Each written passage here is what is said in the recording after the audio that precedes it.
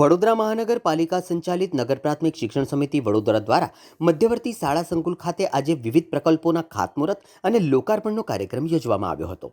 ખાનગી કંપનીના સંચાલનથી 3.50 કરોડના ખર્ચે નિર્માણ પામેલા 32 સ્માર્ટ બાલવાડી 57 સ્માર્ટ બાલવાડીનું લોકાર્પણ કરવામાં આવ્યું। અંદાજિત 3 કરોડના ખર્ચે નિર્માણ પામેલ ડોક્ટર શ્યામાપ્રસાદ મુખર્જી પ્રાથમિક શાળાના નવીન મકાનનું પણ લોકાર્પણ કરવામાં આવ્યું હતું। મુખ્ય કચેરી ખાતે નવનિર્માણ પામેલ પ્રતિભા સ્ટુડિયોનું પણ લોકાર્પણ કરાયું। બાળમેળા દરમિયાન આનંદ બજાર વિભાગમાં ભાગ લીધેલ શાળાઓને પ્રોત્સાહક ઇનામ આપવામાં આવ્યા। ચાલુ નોકરીએ અવસાન પામેલ કર્મચારીઓના પરિવારને 51 લાખની ઉચ્ચક નાણાકીય સહાય પણ આપવામાં આવી। નવોર્ષિત પેન્શન યોજનામાંથી જૂની પેન્શન યોજનામાં સમાવેશ થયેલા 161 મુખ્ય શિક્ષકોને હુકમ વિતરણ કરવામાં આવ્યા। વર્ગ 4ના કર્મચારીઓને નિયમિત પગારમાં સમાવેશ કર્યા બાદ તેમને પણ હુકમની બજવણી કરવામાં આવી। આ કાર્યક્રમના સાંસદ ડોક્ટર હેમાંગ જોશી, શહેર ભાજપ અધ્યક્ષ ડોક્ટર જયપ્રકાશ સોની, સ્ટેન્ડિંગ કમિટીના અધ્યક્ષ ડોક્ટર શીતલ મિસ્ત્રી, મેયર પિંકીબેન સોની, ધારાસભ્ય કેયુર રોકડિયા, મ્યુનિસિપલ કમિશનર અરુણ મહેશ બાબુ, સમિતિના અધ્યક્ષ આદિત્ય પટેલ અને શાસના અધિકારી સહિત સમિતિના સભ્યો હાજર રહ્યા હતા। વડોદરા મહાનગરપાલિકા સંચાલિત નગર પ્રાથમિક શિક્ષણ સમિતિના આંગણે આજે બાળકોના સર્વાંગી વિકાસ કેન્દ્રિત કેટલાક વિવિધ પ્રકલ્પોના લોકાર્પણનો કાર્યક્રમ તેમજ નગર પ્રાથમિક શિક્ષણ સમિતિ સાથે સંકળાયેલા કર્મચારીઓના હિતકારી પ્રકલ્પોનો કાર્યક્રમ આજે યોજાવા જઈ રહ્યો છે।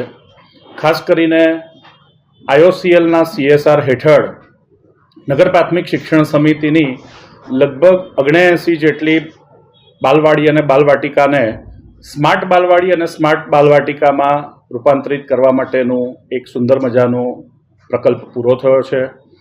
ત્યારબાદ Baroda young tuskers round table NGOના CSR હેઠળ અટલાદરા ખાતે ડૉક્ટર શ્યામાપ્રસાદ મુખર્જી પ્રાથમિક શાળાના એક નવા શાળા બિલ્ડિંગનું લોકાર્પણ થવા જઈ રહ્યું છે। તે સિવાય સાનવી ચેરિટેબલ ટ્રસ્ટ અને સર્વમંગલ ચેરિટેબલ ટ્રસ્ટ દ્વારા નવનિર્મિત સ્વામી દયાનંદ સરસ્વતી શાળા બિલ્ડિંગની અંદર બાળકોની રુચિ શૈક્ષણિક પુસ્તકો સિવાય પણ અન્ય પુસ્તકો વાંચવામાં, અન્ય વિષયોમાં રસ કેળવાય તે હેતુથી સુંદર મજાની લાઇબ્રેરીનું નિર્માણ કરવામાં આવ્યું છે। તેના પણ લોકાર્પણનો કાર્યક્રમ છે। તે સિવાય નગર પ્રાથમિક શિક્ષણ સમિતિના બાળકોની પોતાની સર્જનાત્મક શક્તિ ખૂબ સારી રીતે અભિવ્યક્ત કરી શકે તે માટેનું પ્રેમ, પ્રેરણા અને પ્રગતિ અને હવે પ્રતિભા સ્ટુડિયોના માધ્યમથી અલગ અલગ વિષયોને લઈને પોતાની સર્જનાત્મક શક્તિનું નિદર્શન કરી શકે તે માટેના સ્ટુડિયોનું પણ લોકાર્પણ થનાર છે।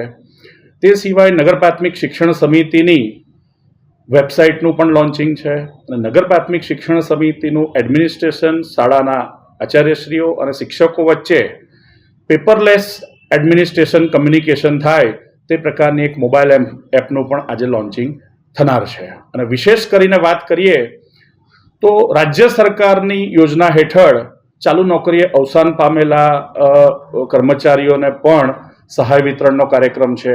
તે સિવાય શિક્ષકોને નવી પેન્શન યોજનામાંથી જૂની પેન્શન યોજનામાં પરત ફરવા માટેના 161 જેટલા મુખ્ય શિક્ષકશ્રીઓને હુકમનું વિતરણ છે। અને જેની સૌ વર્ષોથી રાહ જોતા હતા એવો એક મહત્વનો નગર પ્રાથમિક શિક્ષણ સમિતિનો પ્રશ્ન એટલે કે સેવક વર્ગના કર્મચારીઓ કોઈ કારણથી એ કર્મચારીઓને નું એક પ્રશ્ન અલગ અલગ તબક્કે નિરાકરણ કરવાનો પ્રયાસ થયો, પરંતુ હાલના તબક્કે તેનો સુખદ બંને પક્ષોના સંવાદ થકી તેનો સુખદ અંત આવ્યો છે। અને આ નગર પ્રાથમિક શિક્ષણ સમિતિના જે સેવક વર્ગના કર્મચારીઓ છે તેમને જે ચાલુ નોકરીએ જે કર્મચારીઓ છે તેમને નવા પગાર બાંધણીના હુકમનું વિતરણ છે। અને એ સિવાય જે નિવૃત્ત થયેલા અથવા મૃત્યુ પામેલા એ કર્મચારીઓ માટે પેન્શન માટેની વ્યવસ્થા સુનિશ્ચિત થઈ છે।